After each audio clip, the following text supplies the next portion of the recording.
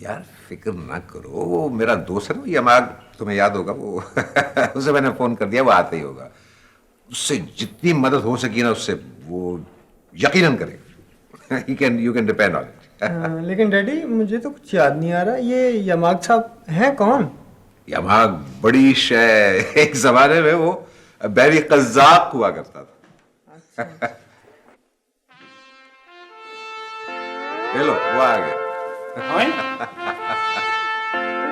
ये क्या चीज है? ओ अस्सलाम वालेकुम। वालेकुम अस्सलाम, वालेकुम अस्सलाम। क्या हाल है मेरे दोस्त? खैरियत, तुम कैसे? बैठो। Thank you.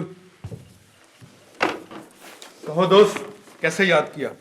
यार इन बच्चों की एक छोटी सी प्रॉब्लम है। ये बच्चों के लिए एक स्कूल शुरू करना चाहते हैं और इनके पास पैसे नहीं, और पैसे मेरे पास भी नहीं है।